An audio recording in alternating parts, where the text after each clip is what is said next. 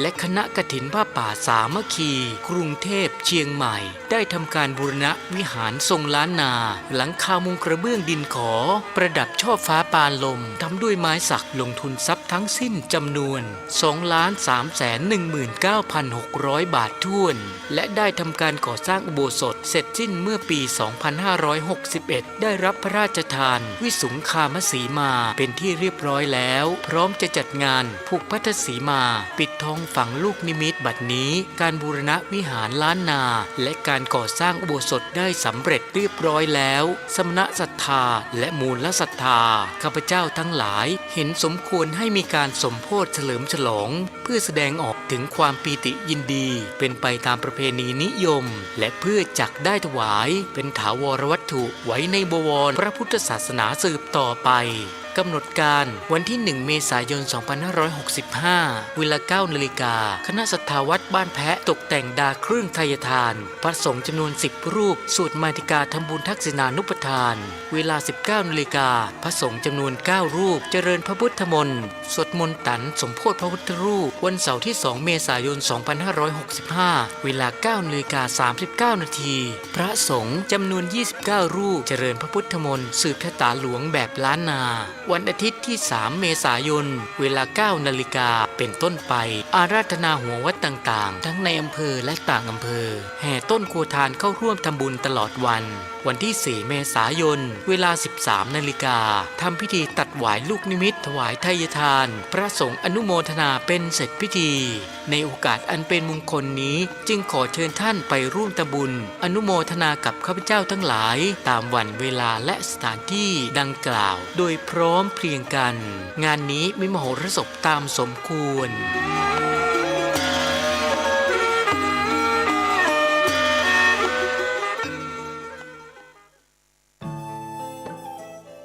ท่านกำลังติดตามรับฟังสถานีวิทยุกระจายเสียงพระพุทธศาสนาแห่งชาติและสังคมคลื่นเพื่อการศึกษาพระพุทธศาสนาและวัฒนธรรมระบบ FM 104.5 เมกะเฮิรตซ์รายการต่อไปเป็นรายการเสียงธรรมจากสามเณรดำเนินรายการโดยสามเณรสมพงษ์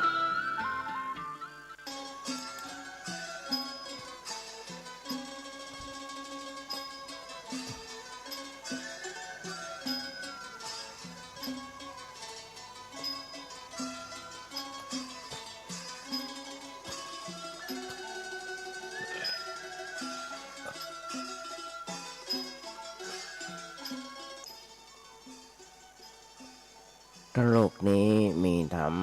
ประจำที่เมื่อทำดีจะไม่ดีมีที่ไหนมีสุขบ้างทุกข์บ้างช่างประไรเป็นวิสัยของมนุษย์ปุถุชนขอกราบไหว้สาธุบาอาจารย์ทุกท่านขอเจริญพรศรัทธาญาติโยมผู้ใฝ่ในศีลในธรรมทั้งหลายมาแล้วมาแหมแล้วรายการเสียงธรรมจากเนนน้อยสังเรือจากวัดประแดงทั้งนี้โดยการนำของท่านพระครูโคสิตปริยัติยาพรเจ้าวัดวัดประแดงเจ้าคณะตำบลสุเทพเขตหนึ่งเป็นประจำทุกวันพุธจาก 10 โมงจนถึง 11 โมงโดยประมาณดำเนินด้วยการธรรมาภาพสมณเณรสมพงษ์จากวัดประแดงธรรมาภาพนั่งดำเนินด้วยการอยู่ที่วัดประแดงจากรายการที่วัดประแดงส่งเสียงมายังสถานีวิทยุ FM 104.5 ของวัดไฟหินซึ่งทางวัดไฟหินก็มีท่านพระครูสมุวิศวัตรวรกิจโยเจ้าอธิการวัดไฟหิน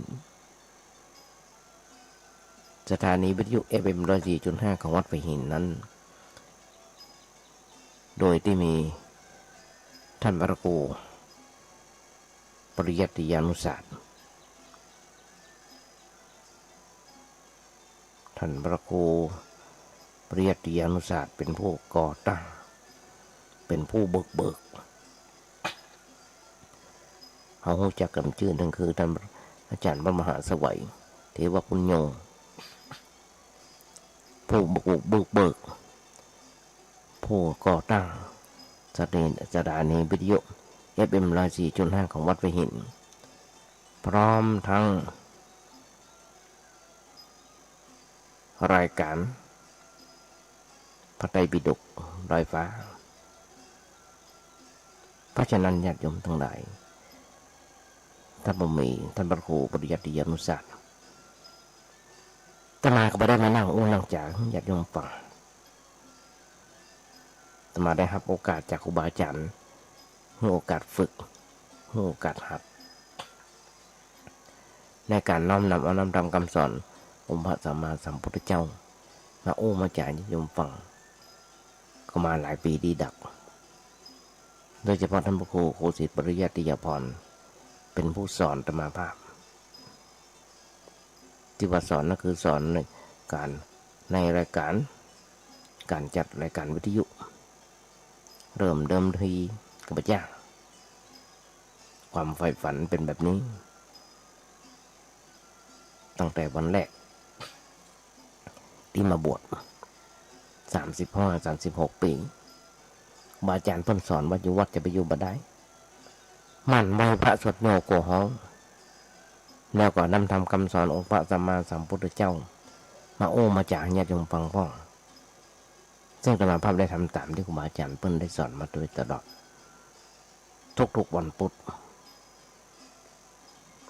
ความจริงสถานีวิทยุFM 92.25 วัดประแดงก็มีแต่ว่าอยู่ห่างกับธรรมภาพขึ้นลงบ่ค่อยไหวแต่ก่อนมีขโยมมาคอยเอาเทปขึ้นไปเปิดและมีคนคอยดูเครื่องเสียงในการสดต่างๆแต่เกิดบ่มีใครทำก็ไม่สามารถจะขึ้นลงได้ก็เลยอาตมาเลยงดไปเพื่อสถานีวิทยุ 104.5 ของวัดไผ่หินเท่านั้นเอง เพราะฉะนั้นญาติโยมทั้งหลายฟังไปเอาเท่าที่ได้อย่างน้อยๆเป็นการตอบแทนน้ำจิตน้ำใจกับญาติโยมที่ส่งเข้าป่าอาหารเมื่อตัวมาภาพหรือพระสงฆ์องค์เน้นมีเข้าป่าอาหารได้กินได้ใช้กันอย่างนี้อย่างน้อยๆแถมอย่างนึงเป็นการฟื้นความโห้ข้ามมาธรรมภาพ ส่งเทปหรือว่าส่งที่บันทึกไว้ส่งไปทาง Facebook ทางไลน์ทาง Messenger ทาง YouTube ถึงวันจาก 4 โมงจนถึง 2 ทุ่ม 4 ชั่วโมงด้วยกันก็ได้รับความเมตตาจากครูบาอาจารย์หลายท่านได้ให้คอมเมนต์มาหรือว่ากำติกำชมมาเพราะฉะนั้นญาติโยมทั้งหลายครูบาอาจารย์หลวงปู่หลวงพ่อรู้ทุกท่านในน้อยตัวนี้ต้องการความรู้ก็ขอความเมตตาจากทุกท่านให้เมตตาอินดูสงสารในน้อยตัวนี้ให้ดีที่ห่างพิษทุกอย่างใดก็ขอความเมตตากับสัตยาติโยมตัวเพราะฉะนั้นญาติโยมทั้งหลายบางทีรายการนี้เป็นรายการที่โอเพ่นได้ยินเสียงนกเสียงหมูเสียงมาห้องกันก็ต้องเข้าในนี้หมดต้องขออภัยญาติโยมทั้งหลายด้วยเพราะฉะนั้นญาติโยมทั้งหลายทุกๆวันต้องเป็นแบบนี้เพราะฉะนั้นอาตมาอย่างอาตมาได้เป็นบทกลอนว่าถ้าโลกนี้มีธรรมประจำที่เมื่อทำดีจะไม่ดีมีที่ไหนมีสุขบ้างทุกบ้างช่างปะไรเป็นวิสัยของมนุษย์ปุถุชนขยายใจความให้ญาติโยมฟังได้มาก็หลายปีดีดักอย่างน้อยๆ15-16 ปีก็ยังมาจบมาสิ้นกันเรื่องเพราะฉะนั้นฟังกันต่อไป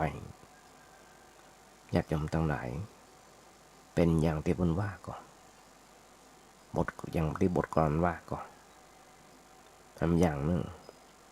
ทำบทหนึ่งเพิ่นบอกว่า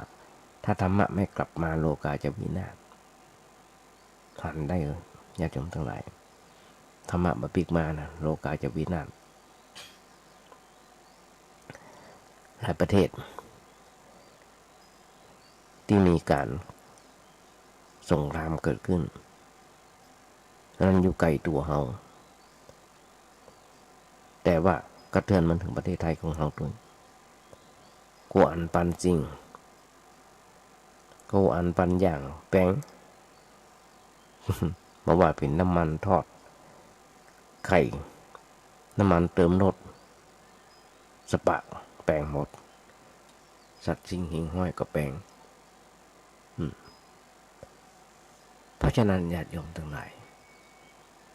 เจ้าบ้านบางครั้งเมื่อกี้วันก็จะถึงวันสงกรานต์อาตมาก็มาโอ้ญาติโยมฟังก่อนแต่ว่าอย่ามาโอ้เรื่องวันนี้ขอโอ้บทก่อนให้บทนึงก่อนมาสังขารจะสะสวยต้องมันขัดสีคนจะดีต้องมันฟังเทศน์อยากเป็นคนพิเศษต้องสร้างเหตุของความดีหันได้ญาติโยมทั้งหลายประเทศไทยของเราทุกเมื่อเช้าวัน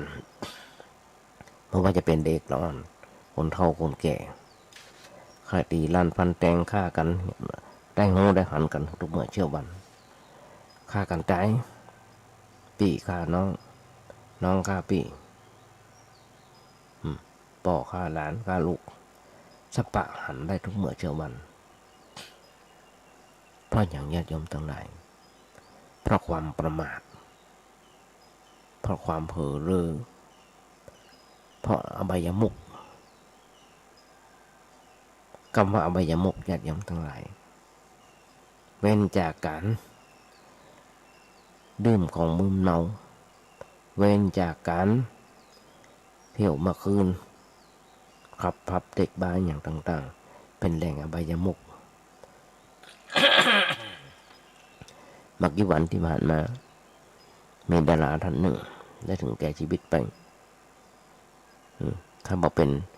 ไปอย่างเมื่อคืนมากินเหล้าเมายาก็ไปเกิดเรื่องอย่างต่างๆเพราะฉะนั้นญาติโยมแหล่งอบายมุขต่างๆเป็นแหล่งที่เดือดร้อนทนไม่ยิ่งมาเดียวเนี่ยญาติโยมทั้งหลายโควิดเข้ามาเขาก็จะหันได้ว่าโควิดมันเข้ามานั้นมันเป็นยังไงเขาจะหันว่าจะหันว่ามีคนเป็นโควิดกันนักที่มันเกิดขึ้นที่มันไปอยู่ที่โควิดอยู่ก็เป็นสถานที่รื่นเริงรมบ่อนไก่กะบ่อนพายกะกลับผับเด็กบาร์กะเป็นกันนักตายกันนักอาตมาก็บอกเป็นแหล่งของการเป็นแหล่งของการแพร่เชื้อไปสุ่มกันอยู่นั่นเป็นโรคที่ใจดำนะญาติโยมทั้งหลายเป็นโรคโควิดถ้าตายขึ้นมานี่ก็ศพกับสับปะเลอเท่านี้ญาติพี่น้องไปบ่ได้แม้กระทั่งอยู่โรงพยาบาลยังไปเยี่ยมไปใจบ่ได้เพราะฉะนั้นนี่แหละญาติโยมทั้งหลายเขาจะหันได้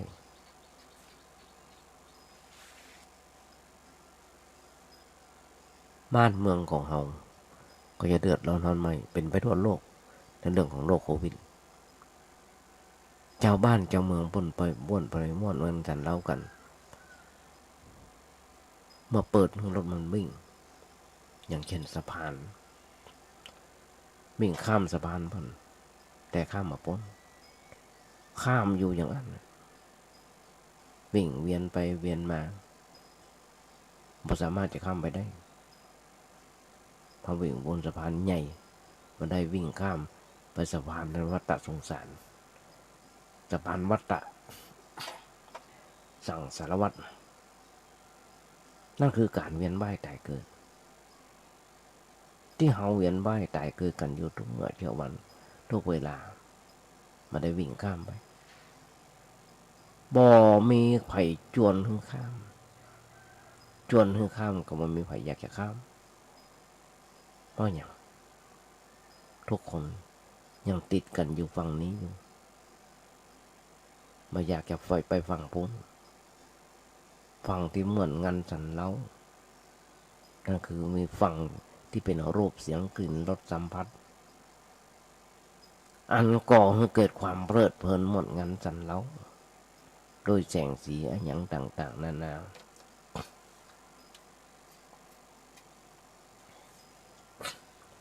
หลงอยู่ในป่า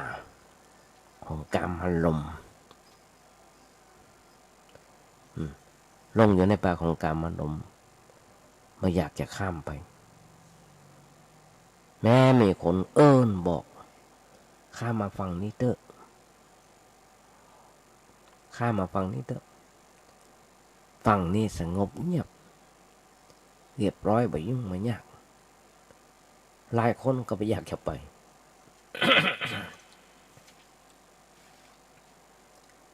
เขากลับกึดว่าหมดงานสั่นเราแล้ว มันจะม่วนได้อย่างไรในเมื่อมันเงียบสงบมันจะม่วนได้อย่างไรมันจะม่วนก็ต้องมีอย่างแปลกๆมีอย่างที่หน้าพอหน้าก้อยถ้าไปก็ไม่ได้กับความสงบสะอาดสว่างเลยมีกันอยากไปญาติโยมทั้งหลายสิ่งมูนี้อาตมาขอยึดยกตัวอย่างญาติโยมฟัง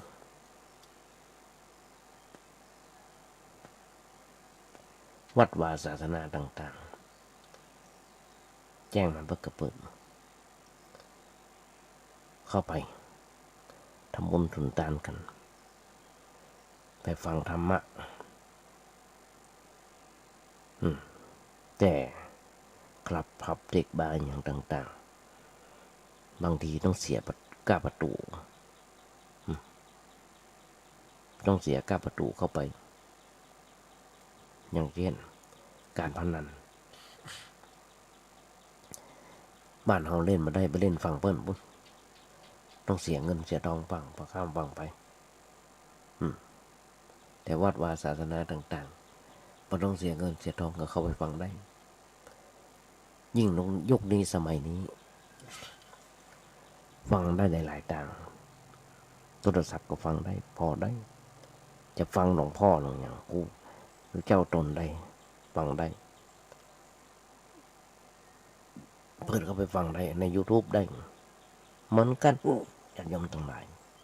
อบายมุกกระต้วยมาในหันในโทรศัพท์มีทุกอย่างญาติโยมทั้งหลายแม้กระทั่งหวยนะแถม2 วันหวยจะออกละ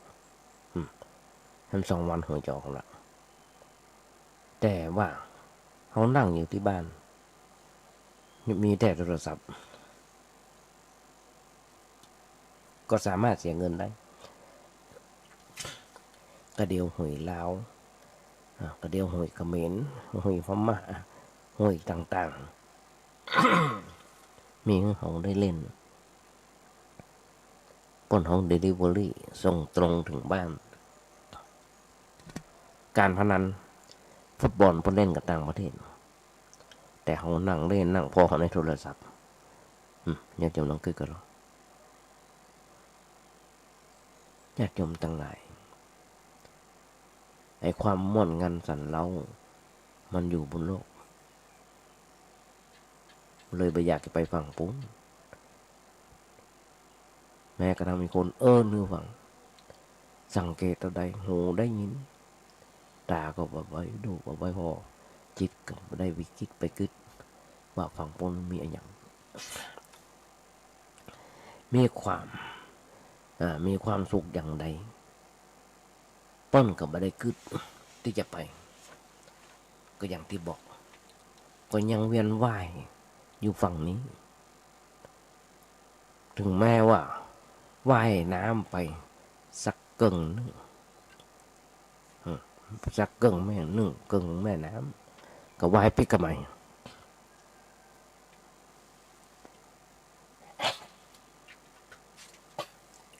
ก็ปิกะไมพ่อนึกว่ามันหมอม่อนหมอม่อนงันสันเล่า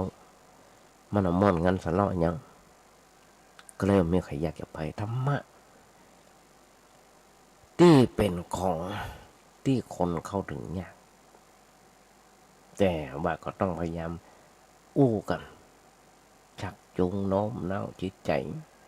เมื่อคนหันเข้ามาเข้าหาธรรมะญาติโยมทั้งหลายเข้าวัดเข้าวาธรรมะธรรมโมฟังพระสงฆ์องค์เจ้าฟังเขาตอนนี้ใจยังดังสาบฟังแล้วใจยังดังสาบบางคนบอกคิดอย่างนั้นจะฟังเมื่อใดก็ได้จริงอยู่ฟังเมื่อใดก็ได้ถ้าบอกฟังตอนใจยังดังสาบแม้กระทั่ง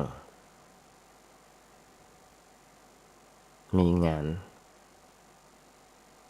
ขาวดำหรือว่าคนตายประเพณีก็ตุยเอาไปเผาในที่ตายตุยเอาไปเผาที่ประชามีอยู่อย่างเดียวที่ตุยญาติอย่างเดียวไปได้ตัวญาติโยมไปได้นั่นคือบาปกับบุญอันนี้มันจะน่ากว่ากันมันอยู่อย่างคนยังหายใจยังดังสาบก็บอกว่าจะทำบุญสุนทานกันบอกว่าจะทำฟังธรรมะกันบางคนไปหมดเรื่องตายไปแบบหมดเรื่องหลายสิ่งหลายอย่างก็อย่างที่บอกธรรมะนี่เป็นก็อย่างที่เขาได้ยาก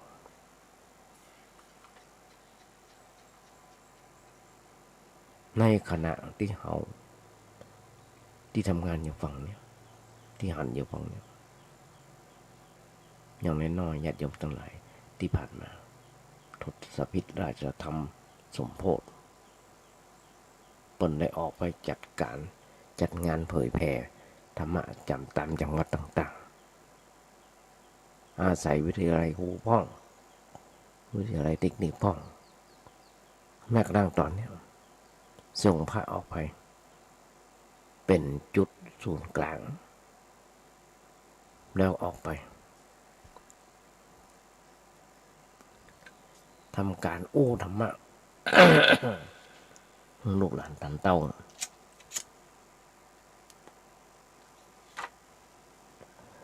ได้หูได้ฟังกันนักเรียนนักศึกษาชาวบ้านประชาชนก็ได้ฟังกันก็ได้แต่เพียงน้าอ่อนนักเรียนนักศึกษาชาวบ้านยังมาถึงเรื่องยังมาถึงเป้าที่ต้องการจะต้องทำกันต่อไปทศพิธราชธรรมสมัยพระบาทสมเด็จพระเจ้าอยู่หัวภูมิพลอดุลยเดชจนถึงวันนี้แม้กระทั่งป้นงานเฉลิมพระชนมพรรษามาแล้วจนถึงวันนี้หลายปีก็ยังทำกันอยู่ญาติโยมทั้งหลายแผ่นดินทำแผ่นดินทองก็ยังอู้กันอยู่เพื่อให้ธรรมะเขาถึงประชาชนถ้ามาเน้นน้อยนั่งอู้เนี่ยก็เหมือนกันก็ถ้าเขาถึงประชาชนอยู่มาน้อยก็อย่างที่บอกถ้ามาส่งเทปถึงวันเปิดถึงมันจาก4 โมงจนถึง2 ทุ่มยูทูบฟังได้ทั่วโลกแต่มามีลูกหลานตันเต้าลูกศิษย์ลูกหาทำการทำงานอยู่ที่ต่างประเทศเพิ่งก็เปิดฟังญาติโยมทั้งหลายเรื่องของธรรมะเนี่ยเราจะต้องทำกันด้วยความเสียสละถ้าทำเพื่อหันแก่ตัวหันแก่ได้ในลาภสักการะอย่างมันก็ประยุทธ์ชะงักได้ มั่วตัวอันยังมั่วตัวบ่ได้อันยังมันบ่ได้สักการะอันยังมันมีใครชมเชยกำลังใจก็ท้อแท้แล้วเลิกไปญาติโยมทั้งหลายสถานีวิทยุ FM 92.25 ของวัดประแดง FM 104.5 ของวัดไผ่หินบ่มีการโฆษณาญาติโยมทั้งหลายบ่มีการโฆษณา FM 104.5 ของวัดไผ่หินก่อตั้งโดยท่านพระครูปริยัติยานุศาสตร์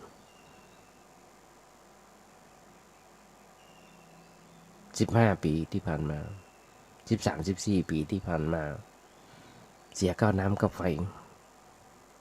เสียค่าน้ำกับไฟกับบำรุงเครื่องเสียงเครื่องต่างๆแม้กระทั่งเรื่องของใบประกาศหรือใบ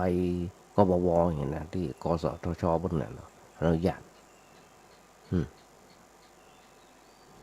มันไม่โฆษณาญาติโยมทั้งหลายแถมมาเปิด24 ชั่วโมงวัดไหนที่มีการงานถ่ายทอดสดอย่างวันเนี้ยแต่มาเขายังไม่แน่ใจเลยว่าก็จะมีการถ่ายทอดสดก่อนถ้าถ่ายทอดสดเวลาแต่มาบ้างก็ต้องเลื่อนต่อไปเปิดวันอื่นอย่างต่างๆงานบุญแต่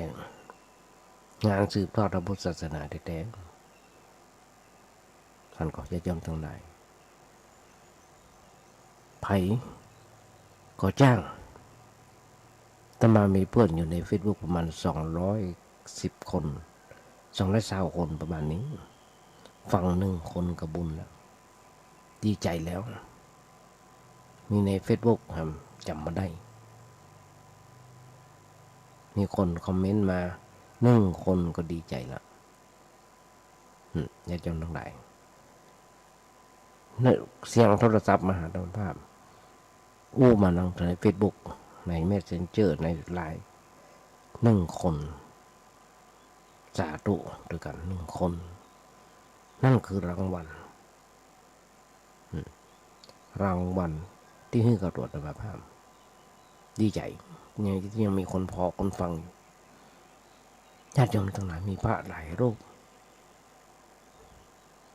ที่มีการส่งเสริมร่วมงานส่งเสริมไปในสถานที่ต่างๆแต่ค่อนข้างจะลำบากสักหน่อยบางทีหายสัตว์ไปก็มีหายสัตว์ไปเลยก็มีคือบ่ได้นึกว่าทำงานเพื่ออะไรอย่าง บางคนการไปเลยมานั่งจัดรายการวิทยุการโมยเอาอย่างมาบางทีตื่นเจ้าพ่อง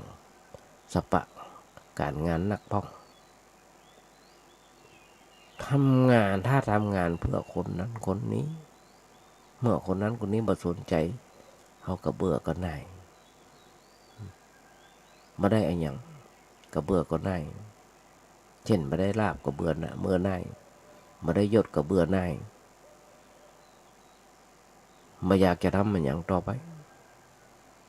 การคิดแบบนั้นญาติโยมทั้งหลายบ่ถูกต้องเขาบอกคนจะคิดแบบนั้นไม่ใช่ทำเพื่อลาบเพื่อยศเพื่อสรรเสริญเพื่อความสุขแบบชาวบ้านแต่ว่าเขาทำงานเพื่อธรรมะเพื่อพระธรรมทำงานเพื่อธรรมะหรือทำงานเพื่อพระพุทธพระธรรมพระสงฆ์พระพุทธเจ้าเปิ้นมามีอย่างจังกับเฮาแต่เฮาทุกๆคนสิ่งที่ประเสริฐที่สุดที่เกิดขึ้นในใจของคนทำงานญาติโยมทั้งหลายอย่างท่านพระครูสมุวิศวัตรวรกิจโจในสถานีบางครั้ง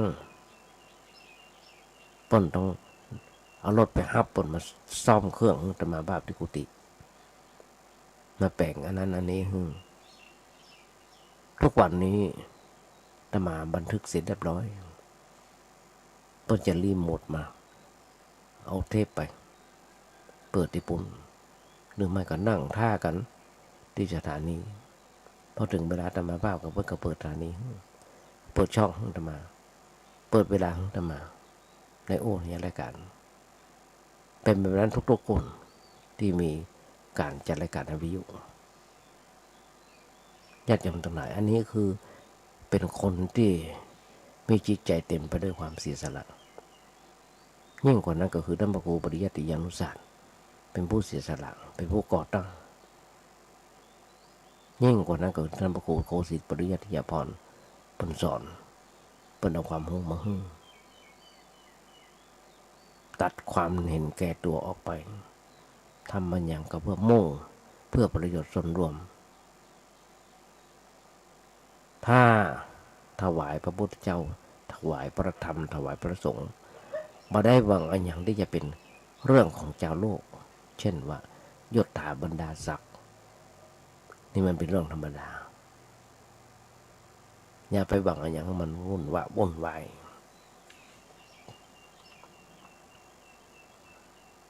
เฮาทำงานเพื่อพระพุทธเจ้า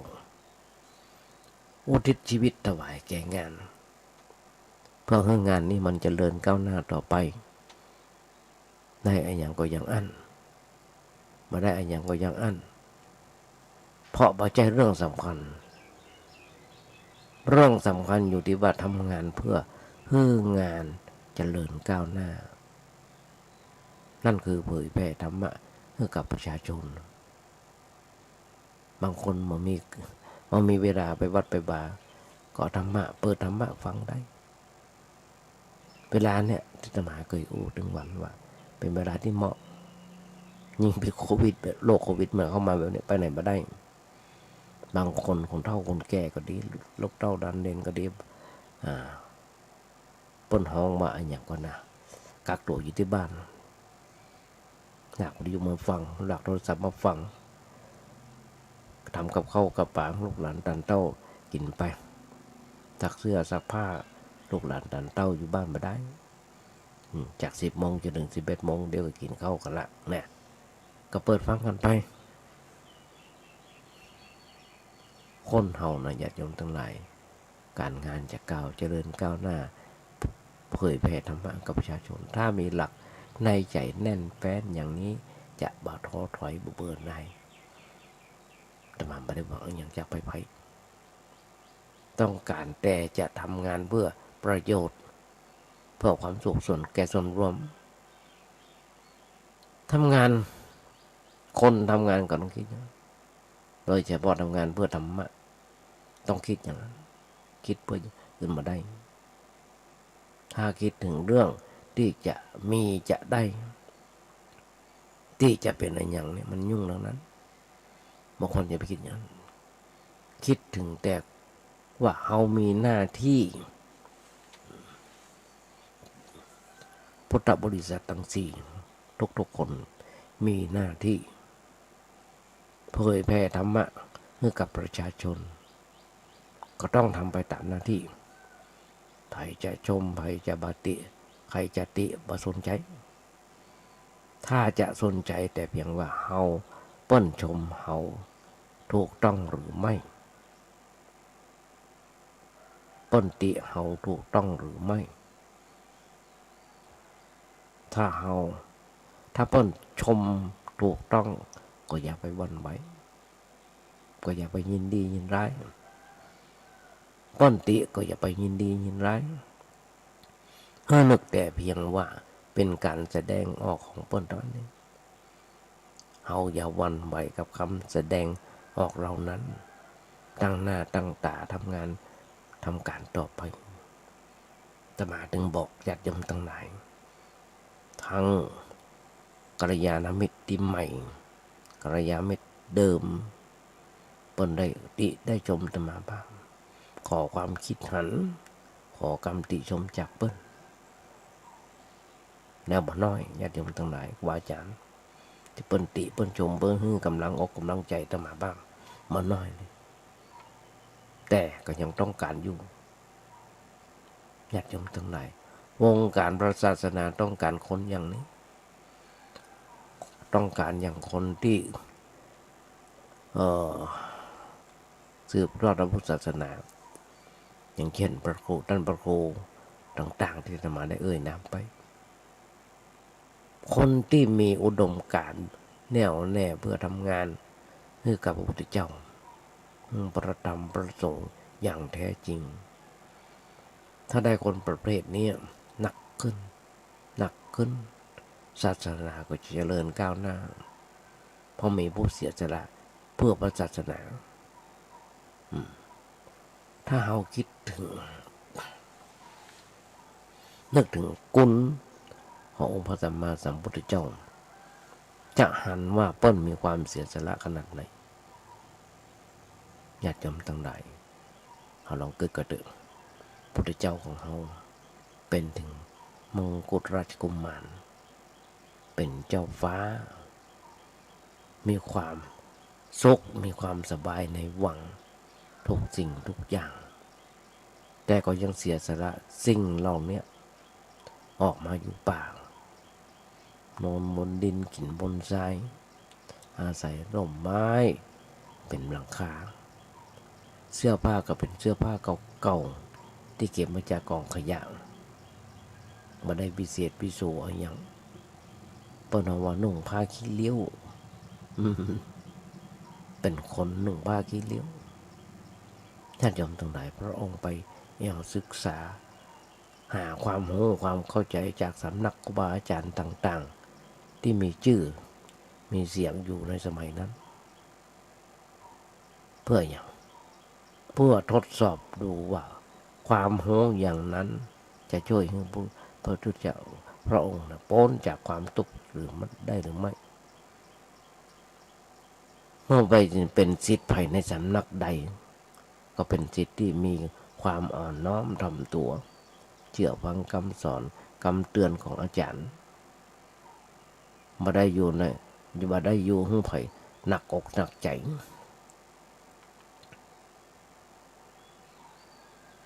แต่อยู่ให้คนทุกๆคนสบายอกสบายใจตั้งใจเห็นตั้งใจปฏิบัติจริงจังจนกระทั่งอาจารย์ยกย่องว่าเธอเนี่ยมีความรู้เท่าเทียมฉันแล้วอยู่ต่อไปเถอะจะได้เป็นครูสั่งสอนศิษย์ต่อไปแต่พระเจ้าของเราโหในหัวใจดีว่ามันยังมาถึงที่สุดสิ่งที่ได้นั้นสิ่งที่ได้รับนั้นยังมาถึงที่สุดยังมาเด็ดขาดยังมีความทุกข์อยู่ยังมีความเดือดร้อนกังวลใจอยู่มันต้องหาทางต่อไปก็ไปทำอันอย่างได้อันหลายอย่างหลายประการจนเอาชีวิตเขาแลกเป็นการเสี่ยงเหลือขนาดแต่ก็เป็นบุญนักบุญหนาของเจ้าโลกที่ชีวิตของพระพุทธเจ้าของเรานั้นบัดสิ้นไปอย่างที่ในป่านั่นเราเคยโดยโรคภัยไข้เจ็บในสมัยนั้นถ้ามาถึงยุคนี้สมัยนี้ก็โควิดนั่นแหละ ผลที่สุด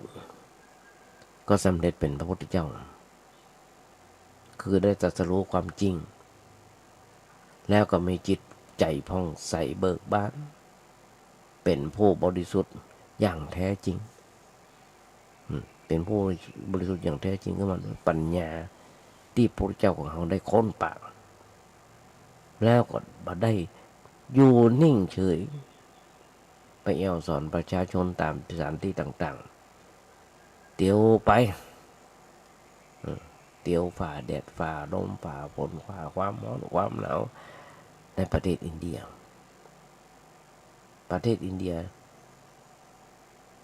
ถึงบทมันร้อนก็ร้อนอย่างทารุณถึงบทจะหนาวก็หนาวอย่างแห้งๆมีความชื้น อันนี้ท่านพระครูเจ้าวาดเปิ้นได้อุดมาฟังจากในวิดีโอแล้วก็พอในสารคดีต่างๆคนไทยในประเทศอินเดียถ้าไปหน้าหนาวก็มักจะมีปรากฏแตกที่ริมฝีปากแตกเท้าแตกพ่องเพราะว่ามันมีความชื้น มันแห้งมันเกลี่ยน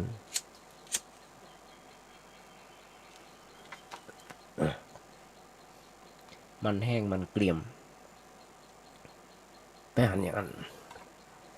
ตอนที่นึกถึงพระพุทธเจ้านึกถึงความเป็นอยู่ของพระพุทธเจ้าในสภาพป่าดงพงขีแล้วพระองค์ก็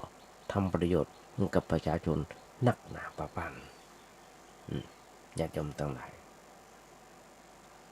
ถ้าเฮานึกถึงพระพุทธเจ้าบ่อยๆนึกถึงบ่อยๆใจเฮาก็มั่นคงขึ้น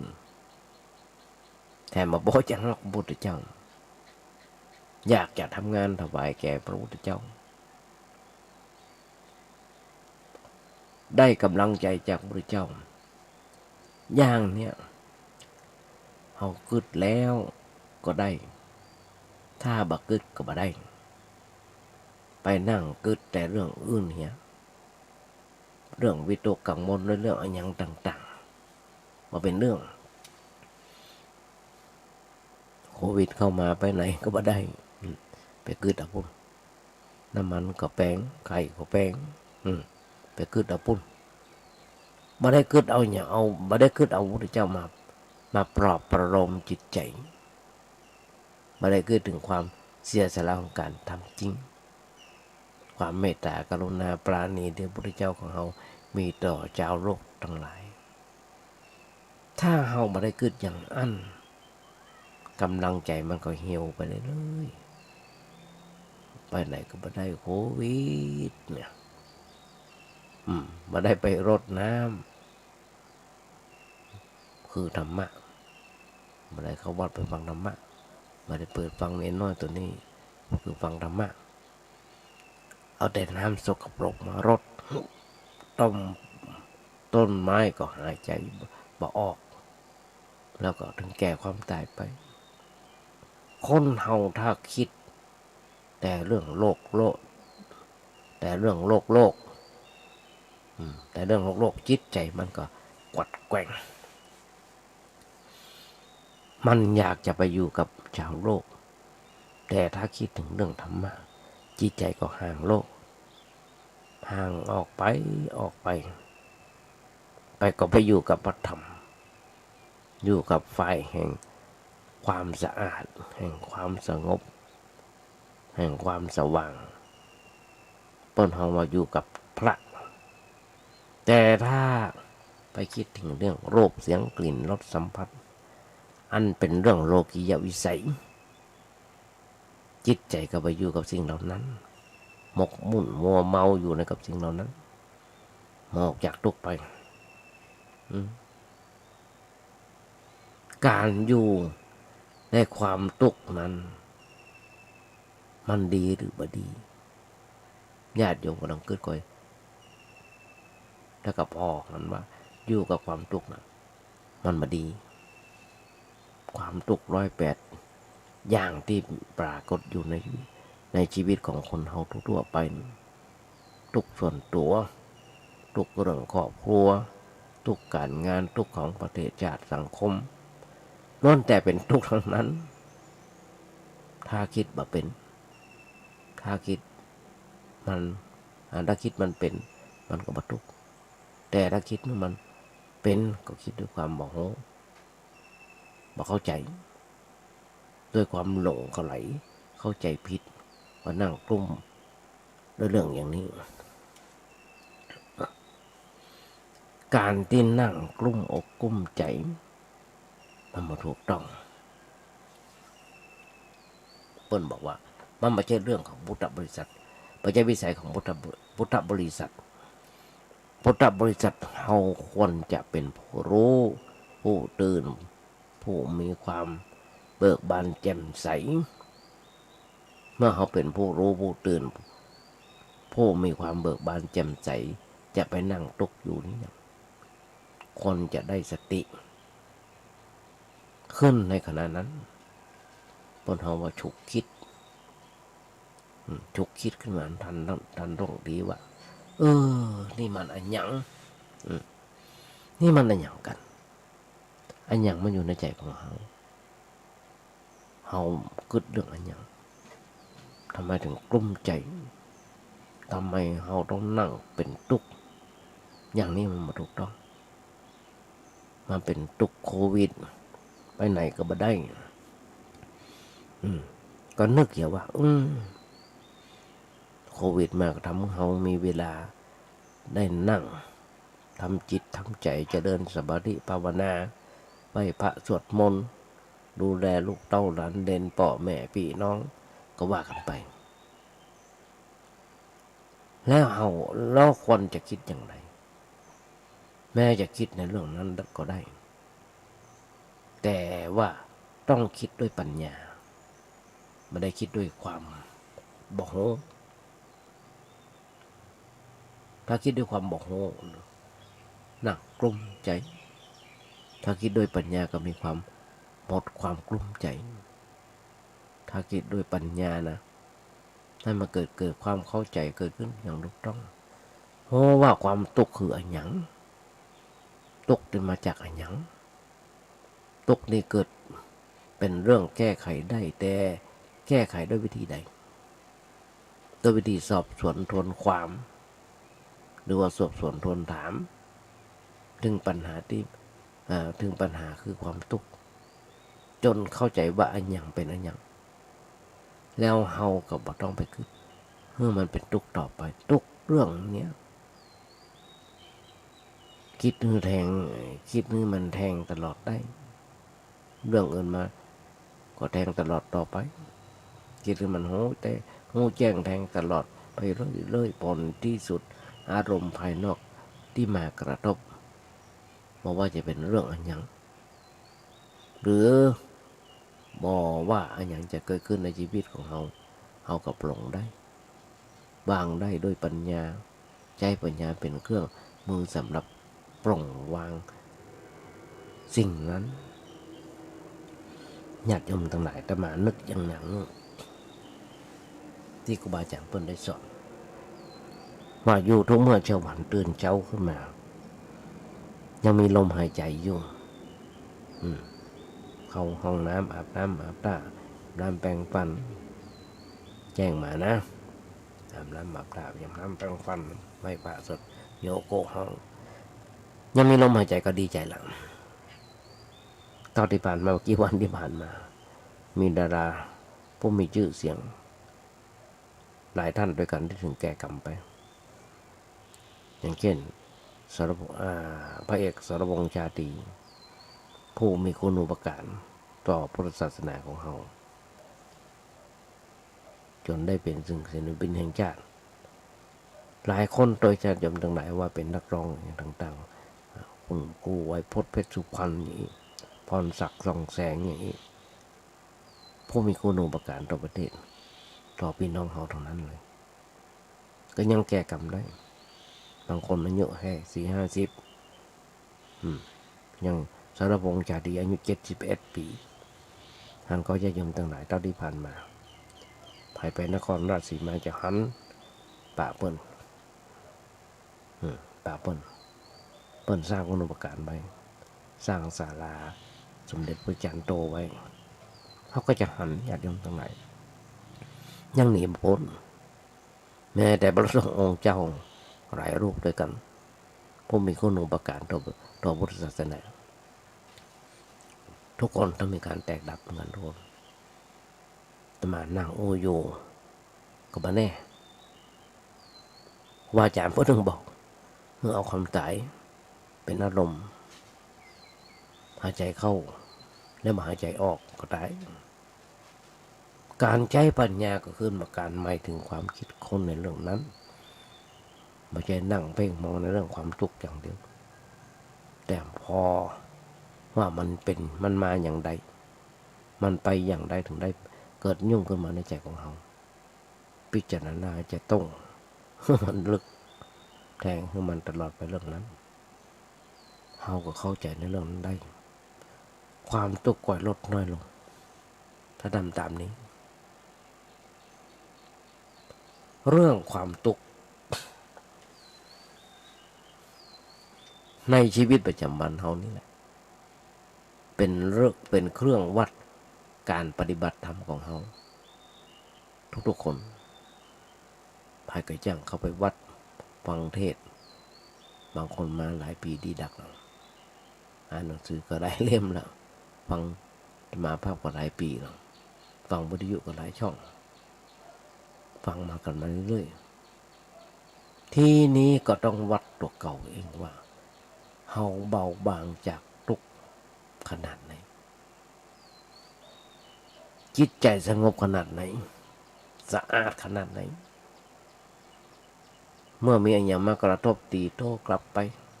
ด้วยปัญญาได้ขนาดไหนนี่เป็นเครื่องวัดเป็นเครื่องวัดความโหสึกนึกคิดของเราเองนั่นคือด้วยปัญญาของเราเองถ้าหากว่าเรายังเหมือนเดิมเคยโกรธเหมือนเดิมเคยโลภอยู่เหมือนเดิมเคยเกลียดอยู่เหมือนเดิมไผ่ทำมาอย่างฮื้อต่อมาฝังไว้ในใจคิดอยู่ด้วยความพยาบาทอาฆาตจองเวรนั่นก็แสดงว่าบดีขึ้นการเข้าหาธรรมะยังมาถึงธรรมะผมบอกว่าไปแอวรูปความคลำอยู่นั่นเองเหมือนกับไปรูปความคลำหาที่ใส่อันอย่างอยู่ตรงไหนมาเปิดออกมาสักเรื่องมาได้กินสักเรื่องแต่กับไปรูปผิวของไหมันแล้วมันจะกินได้มันจะเกิดอย่างขึ้นมาเฮาก็ต้องวัดเฮาพ่องมัดตัวเฮาว่าเมื่อก่อนแต่ก่อนกับบัดเดี๋ยวเนี่ยเป็นอย่างไรแต่ก่อนสภาพจิตใจเป็นอย่างไรบัดเดี๋ยวนี้สภาพจิตใจของเขาเป็นอย่างไรแต่ก่อนเวลาอันอย่างมากระทบเขาก็เป็นอย่างไรบัดเดี๋ยวนี้มันมากระทบเขาแล้วเป็นอย่างไรเขาก็ต้องกึดความสงบใจของเขาเป็นอย่างไรโอ้แจ้งในปัญหาต่างๆเป็นอย่างไรมีสติหูเต่าหูตันต่อสิ่งหลายสิ่งหลายอย่างตามสภาพที่มันเป็นจริงอย่างไรหรือไม่อันนี้ญาติโยมทั้งหลายครูบาอาจารย์บอกว่าเป็นเรื่องทดสอบตัวเขาเองเมื่อเขาต้องสอบจริงๆอย่าอยู่อย่างบ่ได้สอบถามตัวเก่าต้องสอบตัวเองว่าเขามีสภาพจิตใจดีขึ้นก่อมีความคิดถูกต้องก่อมีอะไรอย่างตามอารมณ์หรือไม่หรือทำโดยเหตุผลเมื่อไรไปตามอารมณ์ที่มากระทบมาโววามาเหมือนกับไฟไหม้ฟางพอจุดกับพรึบก็ลุกฟุบขึ้นมาไปเผาไหม้ฟางจนหมดเป็นขี้เถ้าแล้วก็มีอย่างเช่นนั้น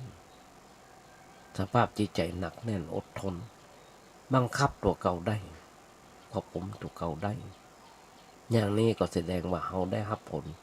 ของการศึกษาธรรมะศึกษาธรรมะปฏิกรรมที่เรามาวัดทุกวันพระทุกวันอาทิตย์ทุกวันที่มีเวลาว่างบ่เสียทีที่ได้ฟังธรรมะจากหลวงปู่หลวงพ่อต่างๆเป็นว่าอย่างนั้นใจมันก็ดีขึ้นถ้าเราทำอย่างนั้นสภาพจิตใจก็ดีขึ้นเป็นเครื่องทดสอบ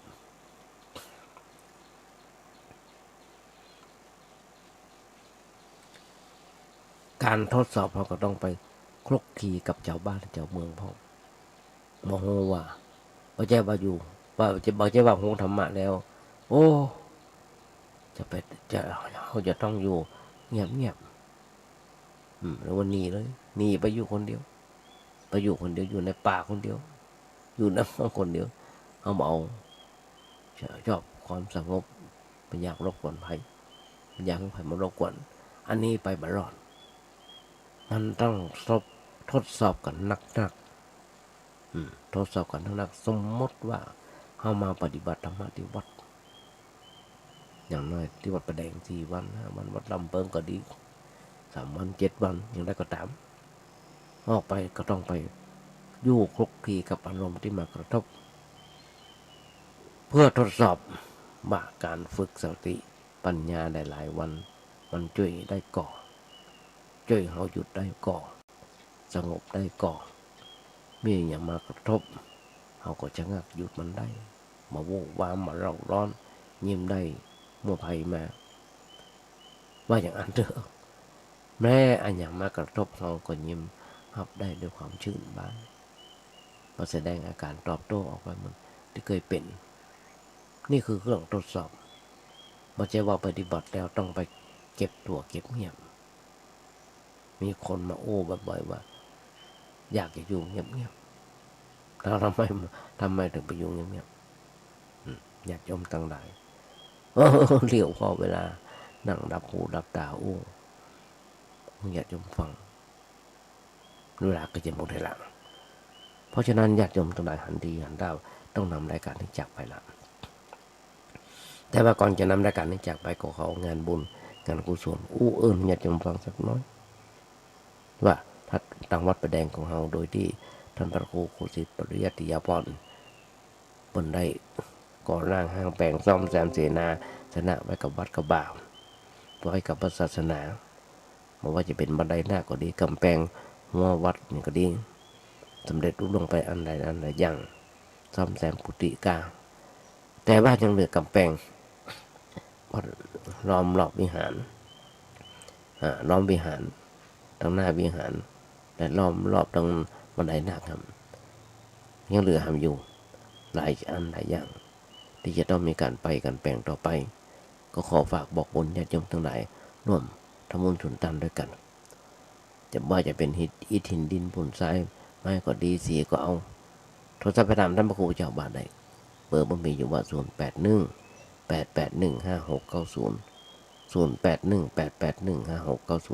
ถ้ามาจำได้เบอร์เดียวญาติโยมทั้งหลาย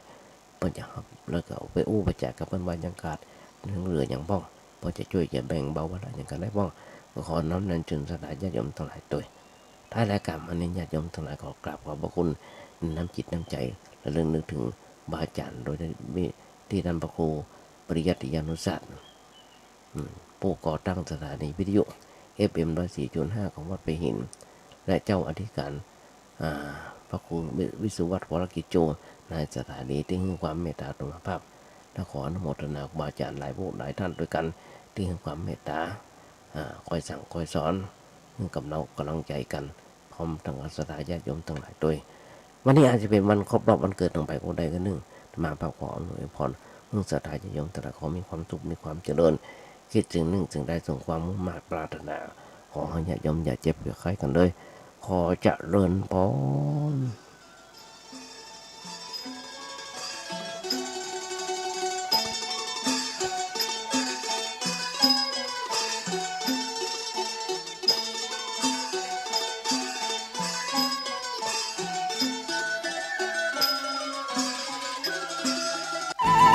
ที่จบไปแล้วนั้นเป็นรายการเสียงธรรมจากสามเณรดำเนินรายการโดยสามเณรสมพงษ์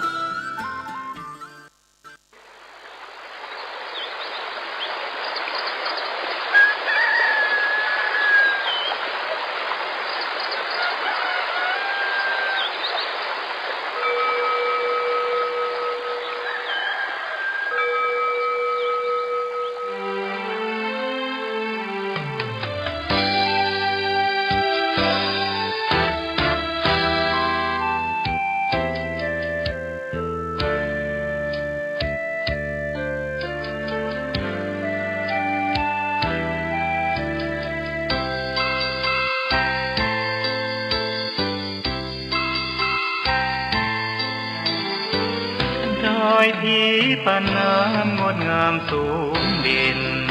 รอยธรรมเทระพระเนร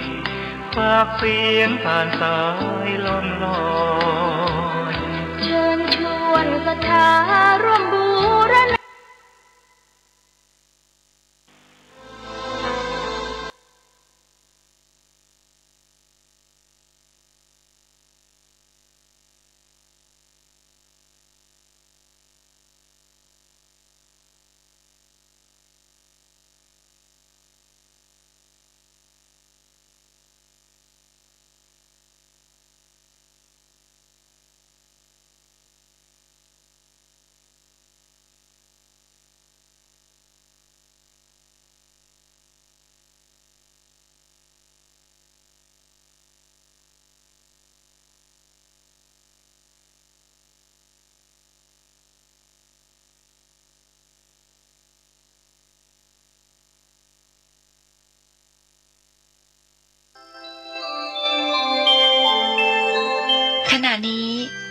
กำลังฟังสถานีวิทยุกระจายเสียง FM 104.5 เมกะเฮิรตซ์